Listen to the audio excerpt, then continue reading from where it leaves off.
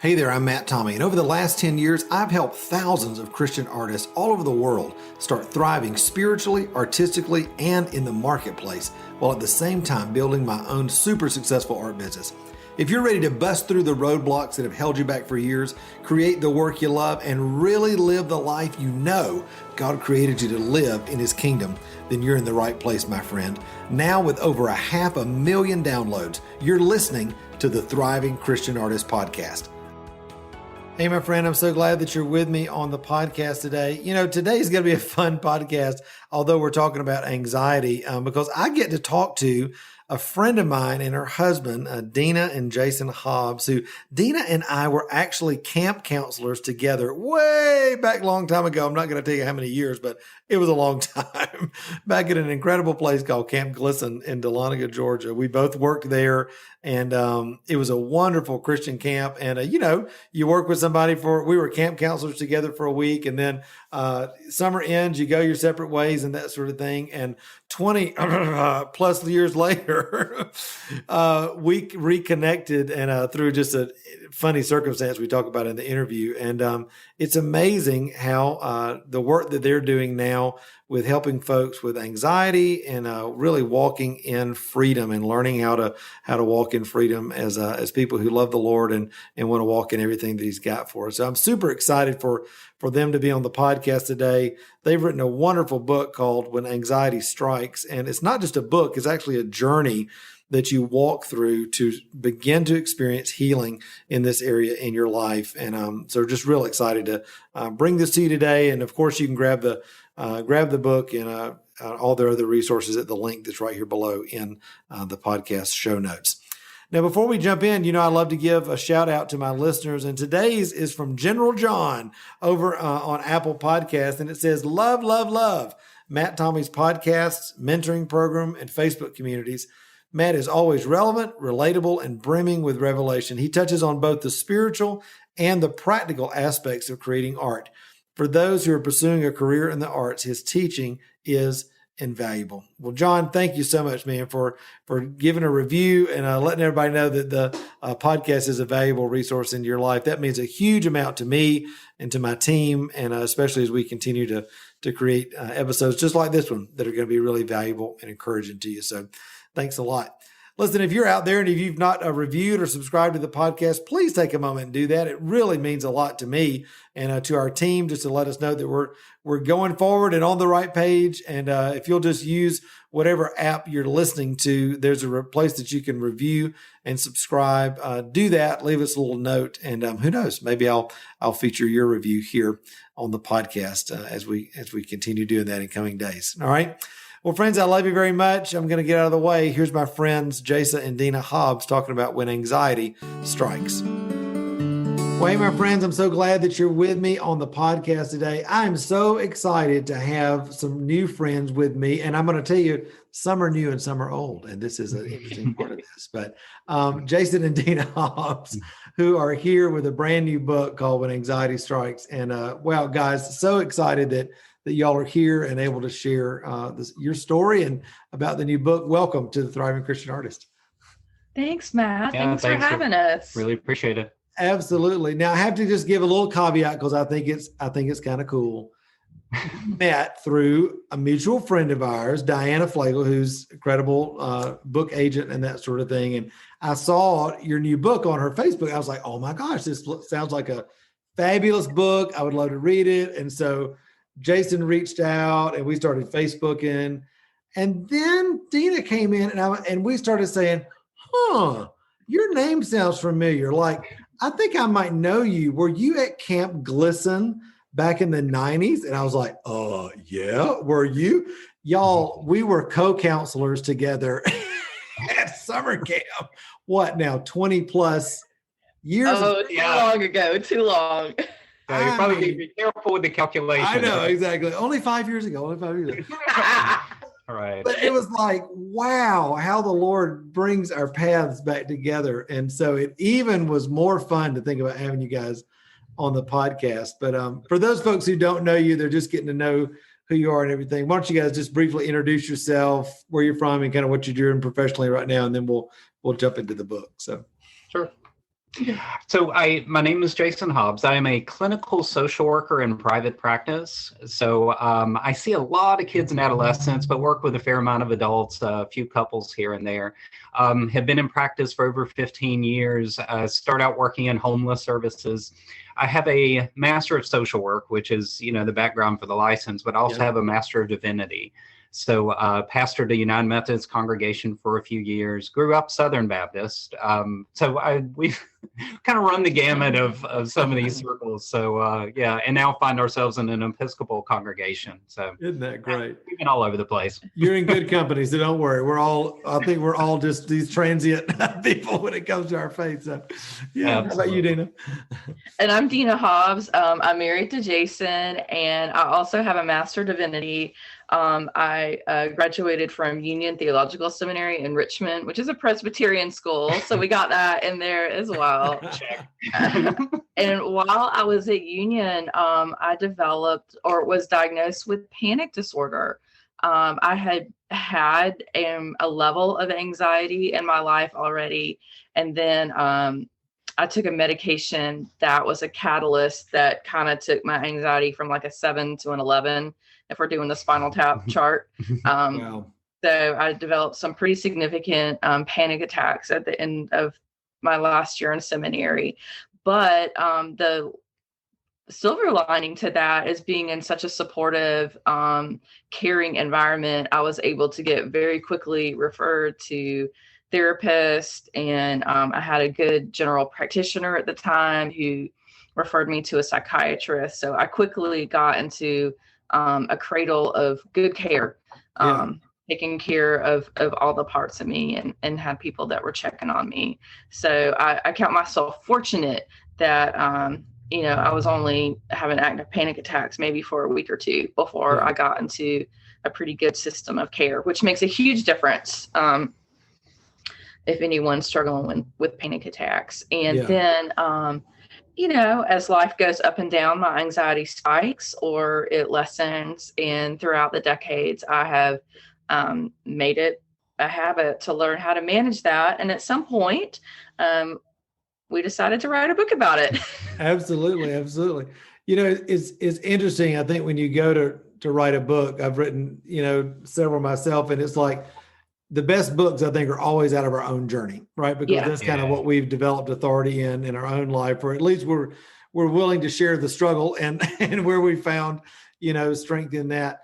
Dena, roll the tape back, because I think I'm thinking of you now as a seminarian, a young woman. You guys were married at the time? We were maybe a year and a half into our marriage, newlyweds. Yeah. So I'm just imagining, Tanya and I have been married for 23 years. I'm imagining those first years for ourselves and how kind of not rocky, but how just, you're learning each other and you're learning to walk. It is an investment. For sure. And you're also in seminary, which the pressure of all that. I'm just interested, how did you translate that into your own heart of, wow, I'm giving my life, going after God in every way I know how to serve him with my life. And now I'm struggling with this. And just by virtue of it being something that is an internal issue, it's not a cut on your hand or a broken leg. A lot of times people around us don't know how to deal with that. And so what was that like, and how are you processing that, not only internally, but also with the Lord and with each other?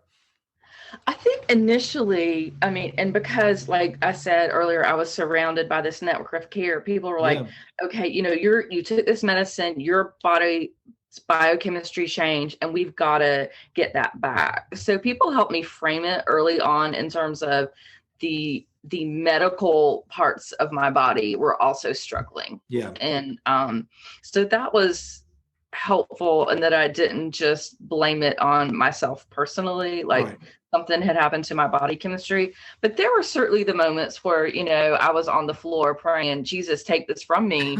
Right. And Jesus didn't take it from me. Yeah. I, prayed so hard, I know you can heal me. I know you can heal me. I know you can heal me.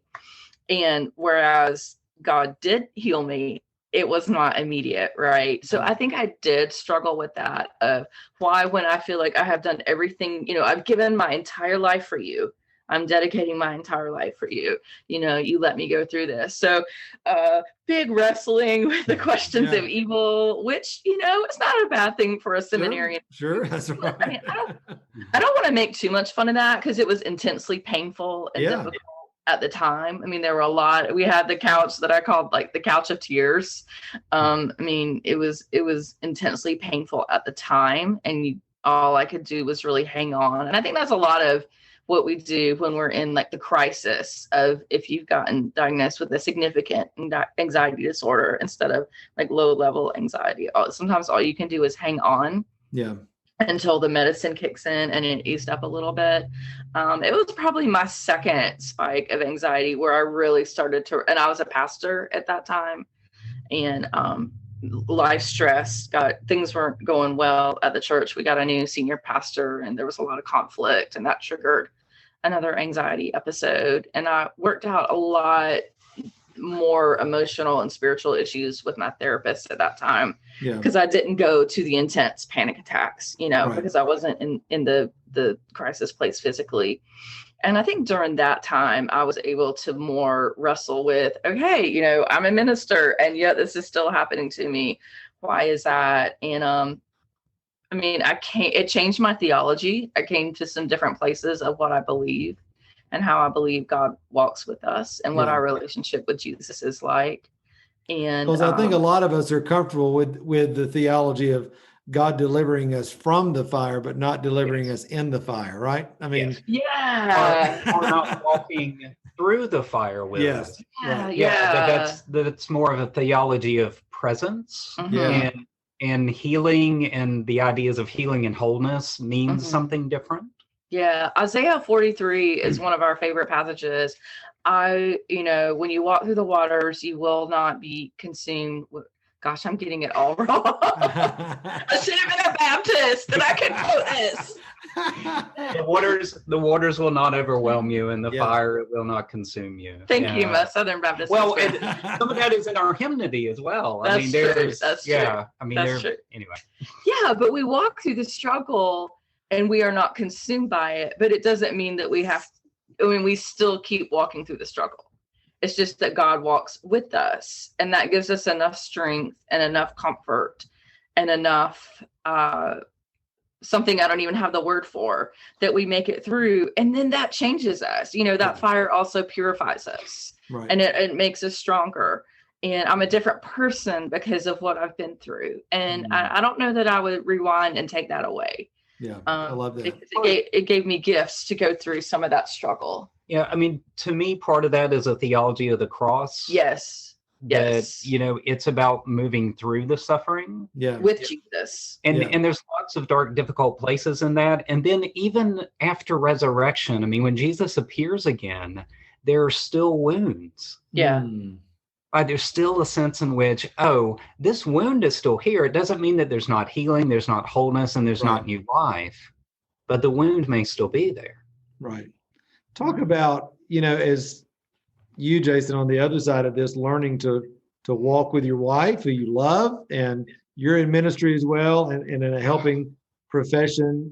What was that like? Because I think a lot of folks, in that position, maybe would throw up their hands and be like, I don't know how to deal with it. I can deal with this professionally. That's one thing. But now when this is in my home and with somebody I love, I mean, what was that like? How did you learn to walk with, as opposed to just praying for deliverance, Yeah.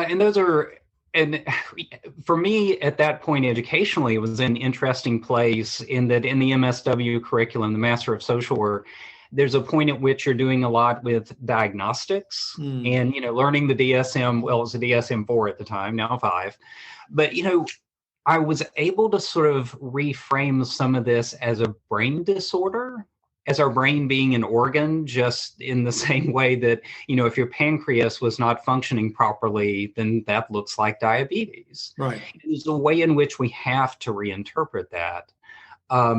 And reinterpreting that takes it out of that kind of like moral sphere or spiritual sphere where it's like, somebody's doing something wrong, and that's why this is happening. And so I was in a place where educationally I was getting some good information and understanding. But then, you get into the personal aspect to that. And so, now you've got an anxiety disorder or whatever, somebody may be facing in the context of a relationship, and it does change the dynamics to an extent. Yeah.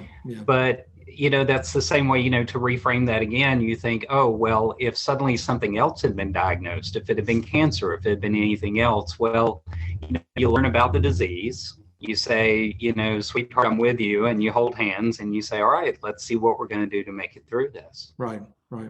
I love that. Talk about, your then in writing this book, this approach that you developed, because I love it that it just seems so healthy to me, again, as an outsider and as a non-clinician, I guess I would say, this is not like on one side, name it and claim it, you're just going to get better and Jesus will deliver you and that'll be it. And at the same time, it's not lay down and accept this and I'll never get better. There is this beautiful middle ground where you've learned to walk spirit, soul, and body, walk through this and develop a process now that is really so cohesive and so convergent, I think, for all parts of you. How did you come to that, Dena? And did y'all come to that together? Or because the thing I love about the book is it's not just a book that you read, it's actually a journey that you walk through, a journey of healing. So talk a little bit about how this developed. I'd say we 100% came to that together. If not Jason's the organizer in the family. So like when we were talking about writing the book, he sat down one weekend and outlined the entire book. And I was like, wow. Love it. Here we go. But he very intentionally chose for the first 3 chapters to be body focused. You start with the breath. You start with learning how to do deep breathing. And then we talk a little bit about, your body, like what you're eating, because caffeine, friends, if you have anxiety, you may have to start weaning down your coffee. And I know that is not what we want to hear. Yeah. Your chocolate or your tea or whatever, or, watch your food triggers or watch the medications you're taking or medications maybe you need to be taken. So body was our second chapter. And then the third chapter was movement, because as much as you can do walking, swimming, whatever your movement is to get your heart rate up, that's incredibly healing. And a lot of that, Matt, is really grounded in the science of what we know now about anxiety and also about trauma, that there's a way in which until you get that system, and that's your sympathetic nervous system. So it's, it's all these lower functions with your amygdala, all the automatic stuff like heart rate, chest tightening, breathing. Until you get some of that calmed and soothed, it's really hard to work on the areas where you start to adjust thoughts and start to live in a different way and make some different choices. I mean, when you are in a state of fight or flight, then really it feels as if there are only 2 choices. Right. I either go left or I go right because a strong threat is after me. Right. And so, the science really does say that until you get that physical self calm down, it's really hard to work on the mental self. Mm-hmm. I love that, guys, because you wouldn't know this, but in our mentoring program, and kind of the core, one of the big cores of what I teach and, helping us bring transformation in the lives of artists is Romans 12:2, be transformed by the renewing of your mind. Mm-hmm. Obviously, as we take thoughts captive, we compare them to the word of God. We get rid of the old thoughts, replace them with new. But yes. I love what you're saying, which I totally believe, is that there's this foundational element of your body that you can't just set that to the side. You got to pay attention to that. And I think so many Christians, I'll just call it on the carpet. I grew up, going to Methodist covered dish suppers, and we loved to eat whatever, and our bodies were kind of the thing that nobody ever paid attention to. And I love that you are able to honor this beautiful temple, this beautiful vehicle that God's given us. And at the same time say, hey, if you don't pay attention to this, it's having direct effect on how you're able to walk in and walk into what I would call thriving, just living the life that God's called you to live. So do you get pushback from people? I'm sure you do. I just want to change this. I'm not ready to change my diet yet. Well, it's a process. Yeah. The thing is, in one of the chapters we talk about, the process of change, and there's some kind of neat research around that. And you really do have to think about change more as a spiral than a straight line. I love that. And what I mean by that is there's a way in which, we make a big change. And so you see, progress and things are getting better, but there might be some kind of relapse on the back end of that. But the relapse doesn't take you all the way to the bottom. Right. And the relapse is an opportunity, because then you can say like, well, what didn't work this time? What can I change? What was it about my plan that's not working now that was working then? And begin to kind of readjust that so that you can continue moving forward, but knowing that there's going to be some ups and downs on that journey. Yeah. And I think in the book, we try to focus on making small changes, because if you tell someone you've got to do this, this, this, this, and this right away, that's going to be super intimidating. Right. And if you're already hurting and struggling, that's so hard. So we try to have a really gracious voice of do what you can. Yeah. If you can walk, a quarter of a mile, that's okay. And then, you can work up from that. If you can run like Jason, that's great too. Just start where you are and make small changes. And so even I think when you cut sugar out of your coffee, you did it very gradually. Mm-hmm. You did not do it all at one time. Or, when you give up caffeine, don't do it all at one time. Exactly. Cut back slowly. Yeah. So, we will find out what anxiety is about, right? If you do right. Well, anger too. Yes. Exactly. Yeah. It's so funny, y'all. I've been on this journey this year. It's funny. The Lord I've been doing so much mindset work in my own journey of trauma stuff that happened to me as a kid and sexual abuse as a teenager. And there's all this stuff. So over the last 15 years, that's been my journey of coming into healing from that. But the interesting thing is, as I've learned to walk in healing in those areas, and that came into my business and my finances. And now earlier this year, the Lord was like, well, all this mindset stuff that you've been teaching everybody else, you can do that with your body as well. And I was like, oh, really? Wow. And so I think at this point I've lost 37 pounds, which I'm so excited.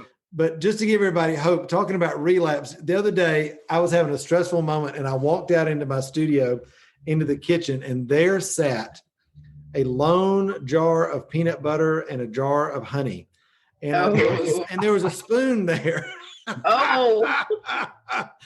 And I was just like, behind me, Satan. No. But I didn't. I just said, come on in. And I got me a big old hunk of that peanut butter. And then I dipped that in the honey. And I was like, oh God, this is so good. Oh man. But we have those moments, right? All of us have those peanut butter and honey moments that I think, the thing the enemy wants to do. And I think, this is just natural for everybody. He wants to come and bring shame and accusation and all this kind of stuff. And that is where I think the beauty of realizing that spiral of moving from glory to glory to glory is that, the righteous fall 7 times and get back up. It's in the getting back up that we see 100%. The continued journey. And get back up. And somebody's sitting right there today. I know that, so many artists out there all over the world, anxiety and fear and overwhelm, that can be one of the big markers of artists and creative people. Obviously we want to tell people to get the book, and we're going to tell them how to do that in just a few minutes. But if there were 1 or 2 things that you said, start here and just start doing, this thing or that thing, this will help to get you on the road to starting to bring some peace and some order into the situation. I know that's a blanket diagnosis and help for somebody, but where would you start with somebody just in general? I know what I want to say. What do you want to say? Well, I was just going to say, start with the breath. And there is a way in which that breath is grounding, because it's going to happen regardless of what you do.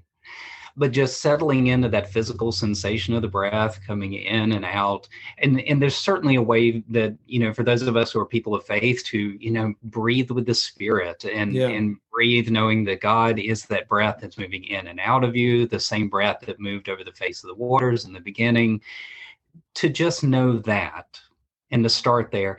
And as much as possible to make a practice out of that. So to take a few times through your day and to say, all right, I'm just going to set myself a timer, 2 minutes, 3 minutes in the beginning, maybe up to 10 minutes, and just focus on the breath, knowing that other thoughts are going to jump in. And that's okay, because that's what your brain does. Yep. And you recognize it and you're like, okay, let me come back to the breath and be gentle with yourself through that. Yeah. I love that. Dena? I have 3 things. So one is take a walk every day, because that's not only good for your body, that's good for your creativity as well. You know, sometimes before I write, I'll take a walk, and that just gets me right there, ready to go. Watch your all or nothing thinking and your perfectionism. Because as a writer, that kills me. You know, if I can't do it perfectly, I won't do it at all. And I've really had to come to the place of good enough is good enough. Yeah. Yeah. So just get it started, right? Yeah. Get it going. Absolutely. So if you can be curious about your thought patterns, and if you notice yourself starting to go into perfectionism thinking or all or nothing thinking or what if thinking, just like take a beat and notice it, and then see if you can, like you said, claim some of the scriptures that will help you think in a different way. That's a really long-term process. So, but just start noticing your perfectionist thinking or all or nothing thinking and question that, I guess would be my first thing. And then my third thing would be make sure you have friends you can talk to about your struggles. Because I think that shame keeps us a prisoner. Yeah. And if we were to share what we were struggling with other people, we would find out we're not alone, and we would get a lot of encouragement and support.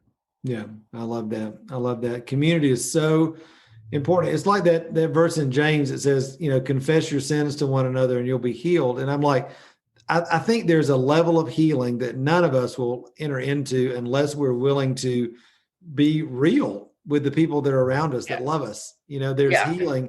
We're experiencing Jesus through each other, you know, we're experiencing that grace through, we become a means of grace, if you will, for and through each other. And I love that. And I also I love what you're saying about, you know, that all or nothing thinking and changing your mindset with that. Because, you know, in 2 Peter, it talks about you've already been given everything you need for life and godliness, and we participate in the divine nature through God's precious promises. And it's like his promises become the conduit of healing and of change in our life. But like you said, it is a day by day, moment by moment. You know, I changed it twice today and 3 times I didn't. Okay. And then tomorrow I'm going to try it again, you know, but there's that neuroplasticity is right. Things are changing in our brain, and all of a sudden our normal begins to be different. And would you say that, Dena? I mean, you've been on this journey a long time. Has your normal changed, like your ability to recognize and combat and walk through now potentially triggering situations different than it was